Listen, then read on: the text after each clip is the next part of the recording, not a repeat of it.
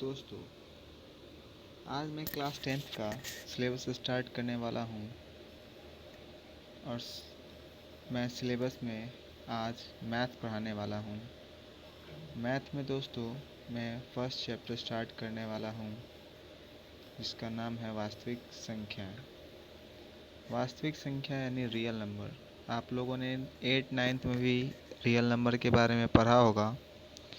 तो चलिए दोस्तों, मैं आज क्लास 10th का सिलेबस स्टार्ट करने वाला हूँ। चैप्टर फर्स्ट, वास्तविक संख्याएँ। वास्तविक संख्या क्या होता है, इसका यूज़ कहाँ कहाँ होता है, वो आज हम लोग आज सब जानेंगे। चलिए, वास्तविक संख्या किसको कहते हैं जान लेते हैं। वास्तविक संख्या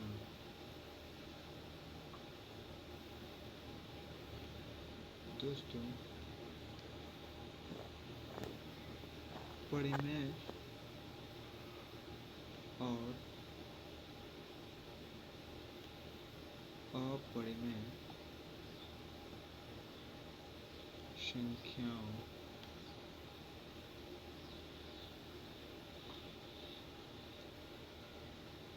का संग्रह ही वास्तविक संख्या कहलाता है। मुझे उम्मीद है कि आपको ये पता होगा। अगर नहीं पता है तो जान लीजिए कि वास्तविक संख्या किसको कहते हैं। परिमेय और अपरिमेय संख्याओं के संग्रह को वास्तविक संख्या कहते हैं। जैसे आइए जानते हैं क्या होता है। परिमेय संख्या जैसे इसको p/q के रूप में लिखा जा सके। परिमेय संख्या का एग्जाम्पल है जैसे -2/3, 4, 1/2, ये सब। और अपरिमेय संख्या का डेफिनेशन है कि जिसको p/q के रूप में नहीं लिखा जा सके, जहाँ p और q पूर्णांक हो लेकिन q नॉट इक्वल टू 0, जैसे √3, √7, पाई भी एक क्या है, अपरिमेय संख्या है। 1.4732 लगभग पाई का वैल्यू होता है जो ... इनफाइनाइट की ओर जाता है। अब परिमेय संख्या और अपरिमेय संख्या का जो संग्रह होता है उसको हम लोग वास्तविक संख्या कहते हैं। जैसे एग्जाम्पल है 2 + √3 या फिर 4 + 5√2, ये सब वास्तविक संख्याओं का एग्जाम्पल है। जैसे 2 भी एक वास्तविक संख्या है और √3 भी एक वास्तविक संख्या है, क्योंकि 2 एक परिमेय संख्या है और √3 एक अपरिमेय संख्या है। वास्तविक संख्या परिमेय और अपरिमेय संख्याओं का संग्रह होता है। परिमेय और अपरिमेय संख्याओं का संग्रह होता है। इसी कारण से परिमेय संख्याएं भी वास्तविक संख्या हैं और अपरिमेय संख्याएं भी वास्तविक संख्या हैं। दोस्तों, मैं उम्मीद करता हूँ कि वास्तविक संख्या आपको समझ में आया होगा। अब आगे हम लोग जानेंगे कि और क्या क्या इम्पोर्टेंट बात हैं वास्तविक संख्या चैप्टर फर्स्ट में और क्या क्या बातें हैं उसके बारे में हम लोग जानेंगे। अब मिटा देता हूँ जिससे आपको समझने में आसानी होगी।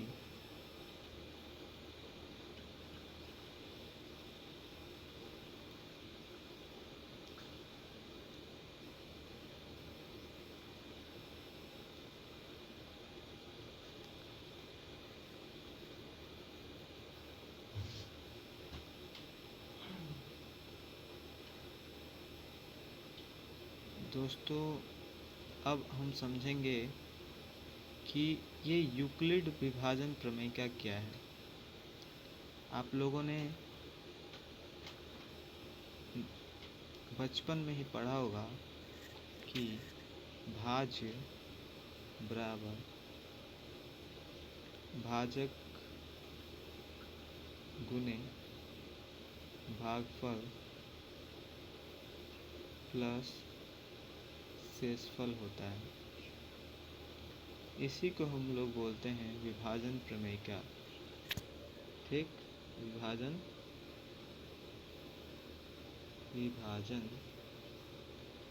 प्रमेय का।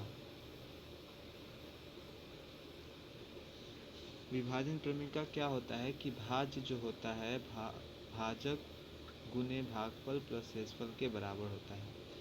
ये जो फॉर्मूला है ये कहाँ से आया, तो ये फॉर्मूला मैं बताता हूँ कहाँ से आया। विभाजन प्रमेय का याद रखिएगा, भाज्य बराबर भाजक गुने भागफल प्लस शेषफल। ये फॉर्मूला कहाँ से आया मैं बताता हूँ। तो दोस्तों,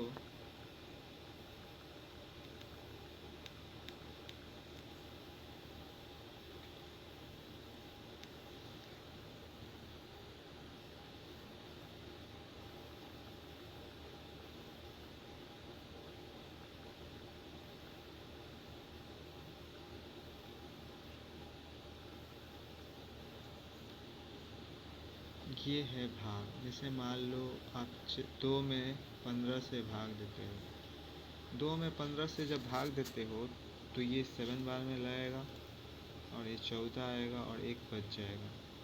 अब तो ये भाग लगेगा नहीं, तो भाग नहीं लगेगा।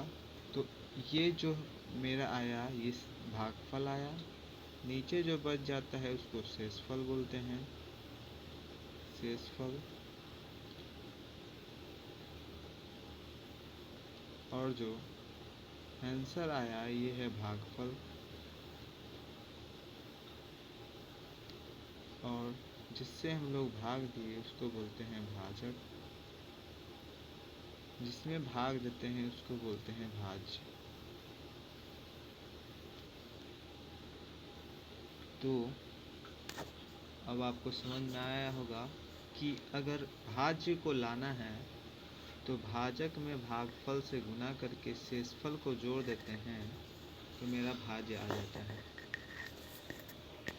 चलिए अब आगे समझते हैं कि एक प्रमेय है अंकगणित की आधारभूत प्रमेय। वो क्या कहता है? वो कहता है कि अंकगणित की आधारभूत प्रमेय क्या कहता है कि किसी भी भाज्य संख्या को, यानी प्रत्येक जो भाज्य संख्या है उसको हम लोग अभाज्य संख्याओं के गुणनखंड के रूप में व्यक्त कर सकते हैं। तो अंकगणित की आधारभूत प्रमेय क्या है कि किसी भी भाज्य संख्या को हम लोग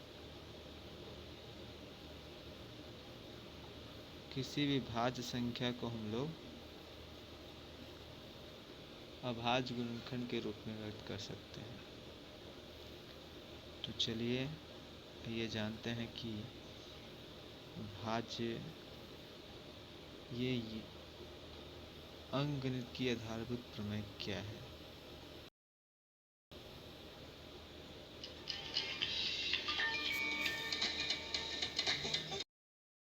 हेलो।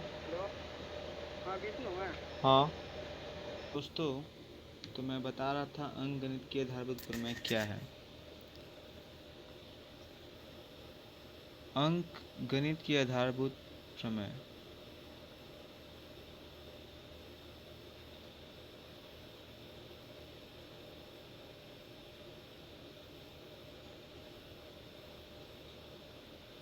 ये क्या कहती है कि प्रत्येक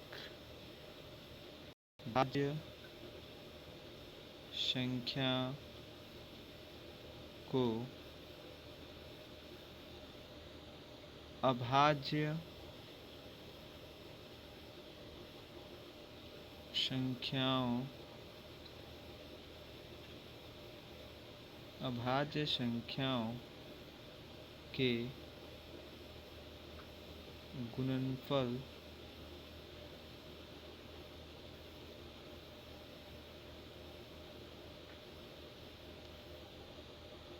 के रूप में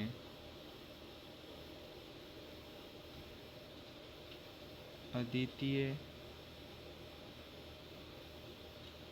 रूप में व्यक्त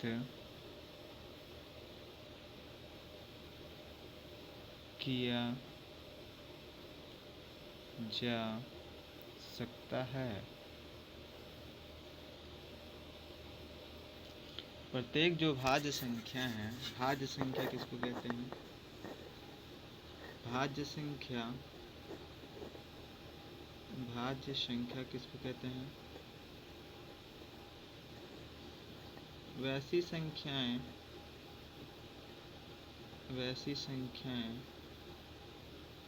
जिसका 2 से अधिक गुणनखंड हो। जैसे 4, इसका कितना गुणनखंड? 1, 2 और 4। इसी तरह 6, 1, 2, 3 और 6। ये है भाज्य संख्या। भाज्य संख्या उसको कहते हैं जिसका 2 से अधिक गुणनखंड हो। जैसे 4 का कितना गुणनखंड? 1, 2 और 4। 6 का कितना गुणनखंड? 1, 2, 3 और 6। गुणनखंड किसको कहते हैं? गुणनखंड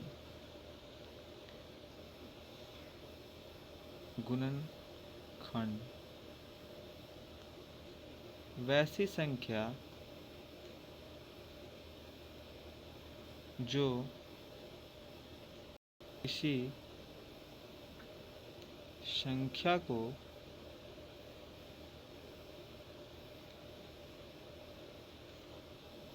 पूर्णतः विभाजित कर दे। जैसे मान लीजिए 6 है। 6 को कौन कौन संख्या पूर्णतः विभाजित कर सकता है?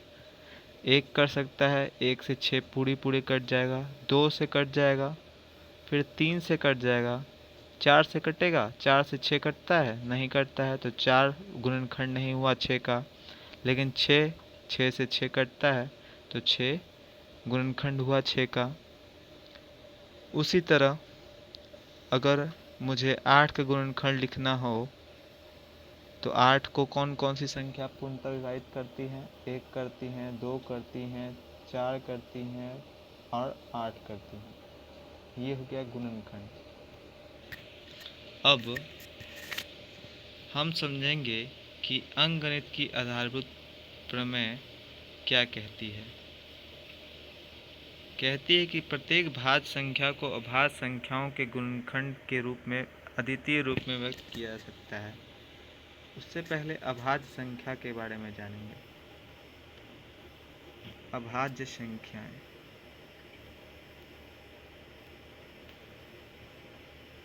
इसको इंग्लिश में बोलते हैं प्राइम नंबर।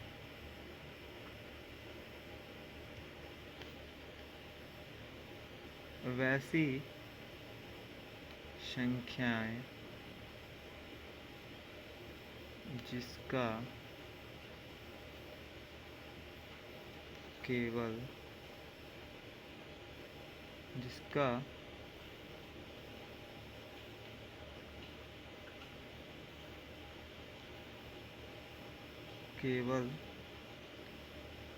दो गुणनखंड हो, सिर्फ एक और स्वयं खुद। जैसे एग्जाम्पल देखिए। एग्जाम्पल में दो एक ऐसी अभाज्य संख्या है जो सबसे छोटी है। 2 का गुणनखंड कौन कौन होगा? 1 से 1 कटेगा, और 2 को कौन काटेगा? 2 खुद काटेगा। तो इसका केवल कितना गुणनखंड हुआ? 2। उसी तरह 3 का केवल कितना गुणनखंड है? 1 और 3। 4 क्या अभाज्य संख्या है? नहीं। 4 का कितना गुणनखंड है? 1, 2 और 4। तो अभाज्य संख्या उसको कहते हैं जिसका केवल 2 ही गुणनखंड हो, लेकिन 4 का कितना गुणनखंड है? 3 गुणनखंड है। इसी कारण से 4 जो होगा अभाज्य गुणनखंड नहीं होगा। ठीक है, अभाज्य संख्या समझ में आ गया होगा। अब समझते हैं अंकगणित की आधारभूत प्रमेय। कहता है कि भाज्य संख्या को, जैसे मान लो 4 है, 4 को हम लोग 2 इंटू 2 लिख सकते हैं, और 2 क्या है? अभाज्य संख्या है, और ये भी अभाज्य संख्या है। तो भाज्य संख्या को हम लोग अभाज्य संख्याओं के गुणनफल के रूप में लिखें। उसी तरह 6 क्या है? भाज्य संख्या है, तो इसको हम 2 इंटू 3 लिख सकते हैं, और 2 और 3 क्या है? दोनों क्या है? अभाज्य संख्या है। तो अंकगणित के आधारभूत पर मैं यही बताना चाहता है कि किसी भी भाज्य संख्या को अभाज्य संख्याओं के गुणनफल के रूप में व्यक्त किया जा सकता है। ठीक है, तो अगला हम लोग जानेंगे यूक्लिड विभाजन प्रमेय का। यूक्लिड विभाजन प्रमेय का क्या होता है, नोट करते जाइएगा। यूक्लिड विभाजन प्रमेय का, यूक्लिड विभाजन प्रमेय का।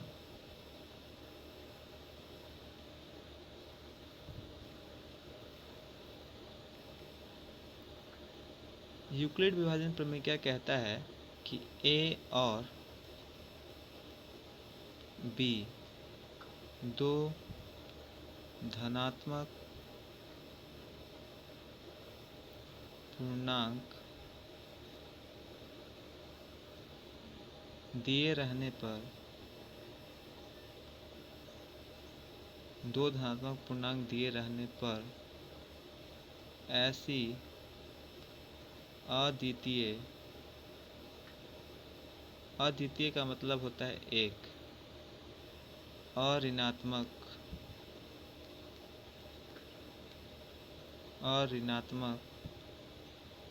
पूर्णांक, अद्वितीय पूर्णांक Q और R विद्यमान है कि A बराबर BQ प्लस R, जहाँ ये इम्पोर्टेंट पॉइंट है कि जहाँ पे R का जो वैल्यू होगा वो 0 से बड़ा या बराबर और B से छोटा होगा। जैसे मान लीजिए A और B कोई, पहले देख लीजिए कि यूक्लिड विभाजन प्रमेय किसको कहते हैं। A और B दो धनात्मक पूर्णांक दिए रहने पर ऐसी अद्वितीय का मतलब एक और ऋणात्मक पूर्णांक Q और R विद्यमान रहेगा, उसमें Q और R विद्यमान रहेगा इस रूप में कि A बराबर होगा BQ प्लस R, और R का वैल्यू क्या होगा? तो 0 से बड़ा या बराबर और B से छोटा। जैसे मैं बताता हूँ कि ये क्या कहना चाह रहा है। जैसे मान लीजिए 8 है, 8 को मैंने 25 में भाग दिया तो 3 बार में लगेगा, 24 आएगा, बचेगा 1। तो इसमें हम लोग A को 24 मानेंगे, 25, A एक धनात्मक पूर्णांक है। उसी तरह B को 8 मानेंगे, और जो Q आया वो रिजल्ट आया, और जो बच जाएगा उसको हम लोग शेषफल मानेंगे। तो 25 को हम लोग लिख सकते हैं 8 गुना 3 प्लस 1, 8 त्रिक 24 प्लस 1 25। यही होता है यूक्लिड विभाजन प्रमेय का। यूक्लिड विभाजन प्रमेय का शॉर्ट में याद करना है तो a बराबर बी क्यू प्लस आर, जहाँ आर का वैल्यू 0 से बड़ा या बराबर और b से छोटा। चलिए आगे जानते हैं यूक्लिड विभाजन एल्गोरिथ्म। यूक्लिड विभाजन एल्गोरिथ्म क्या है?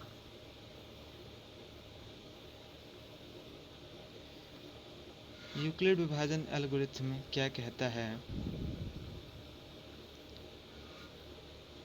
कि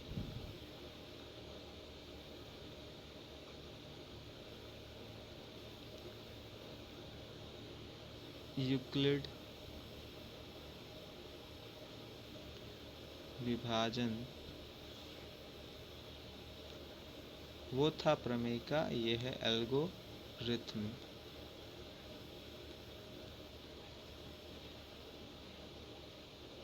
ये कहता है कि यह जो है सुपरिभाषित चरणों की श्रृंखला है। चरण यानी step, first step, second step, उसी तरह ये चरणों की श्रृंखला है यानी सीरीज है, होती है, जो एक विशेष प्रकार की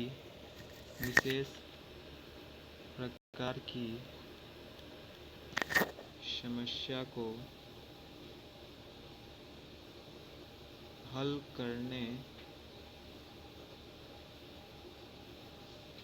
करने की विधि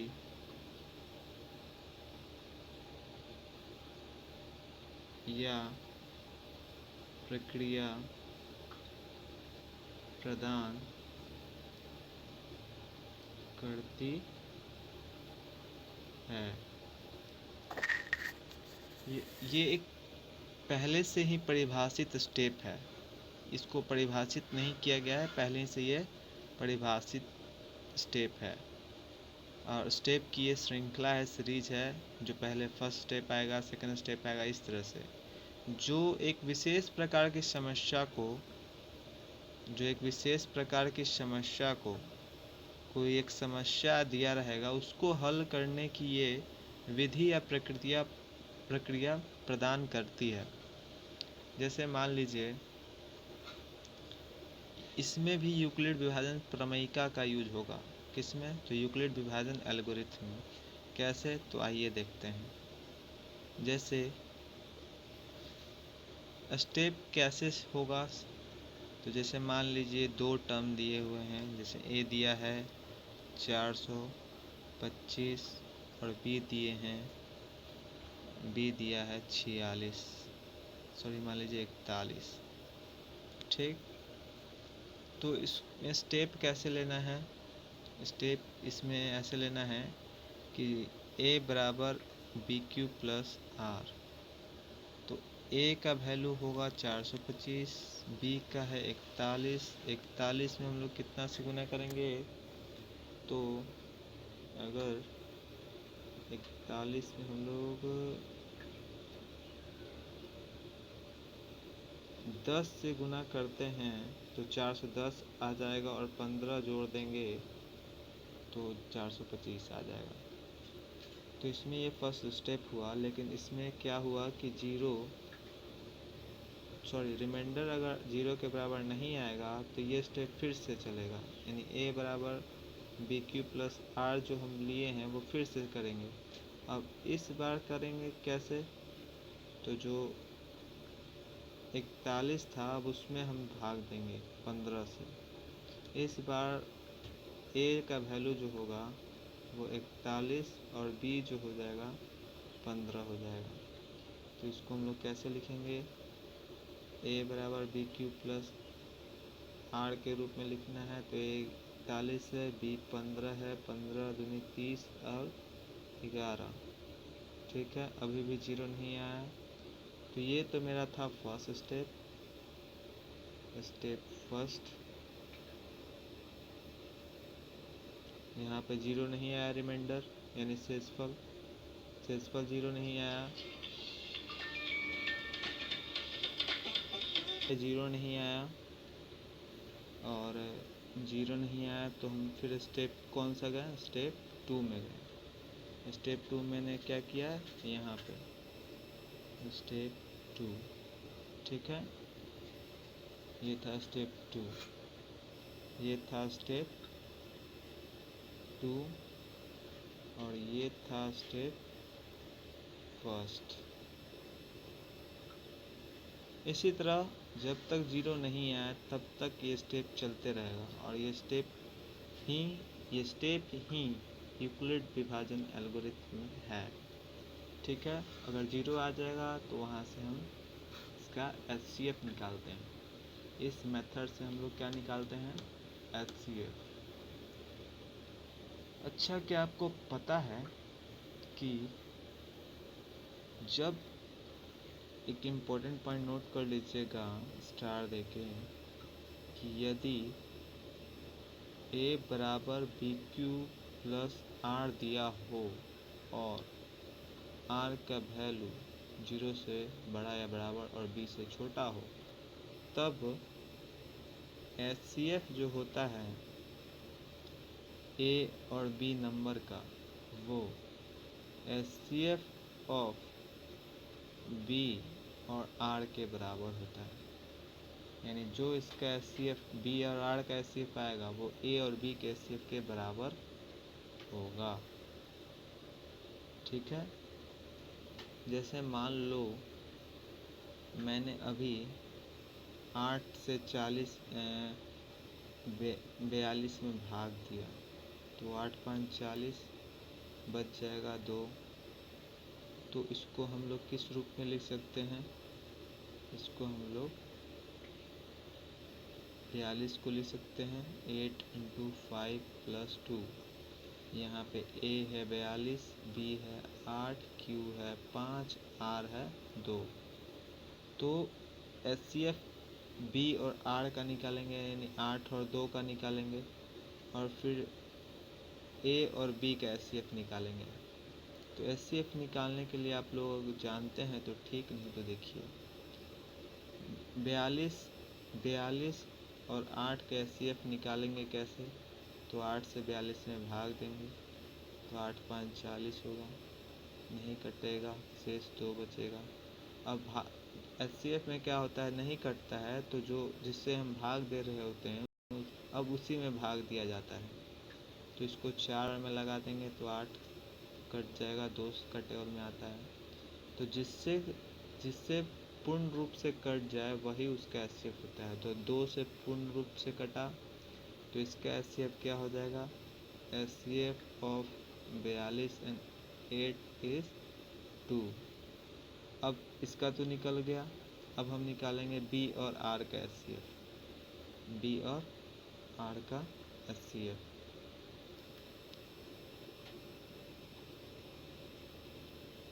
B और R का HCF, A और B का HCF क्या आया, A और B का HCF 2 आया। अब आगे निकालेंगे HCF of B and R, तो वही उसी तरह से छोटा में बड़ा में डिवाइड देंगे, तो 2 से 8 में डिवाइड देना है, 4 बार में कट जाएगा। तो इसका भी HCF क्या आएगा, जिससे पूरा पूरा कटे वही HCF, तो HCF of B and R भी 2 आया। इसी कारण से HCF of AB equal to HCF of BR होता है। चलिए, आपको क्या पता है कि प्रत्येक पूर्णांक है, प्रत्येक पूर्णांक है संख्या, कोई भी पूर्णांक संख्या है जो m के रूप में, मतलब कोई भी पूर्णांक है, उसके लिए HCF ऑफ m0 जो होता है वो m होता है। जैसे मान लीजिए HCF ऑफ 4 and 0। 4 क्या है? पूर्णांक है। तो 4 और 0 का एचसीएफ कोई पूछे तो क्या होगा? 4 ही होगा। ठीक है। अगला नोट पॉइंट है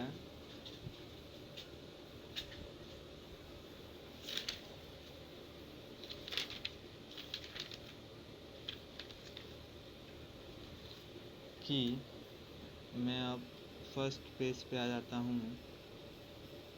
पेज फर्स्ट है। ठीक है। इसमें था कि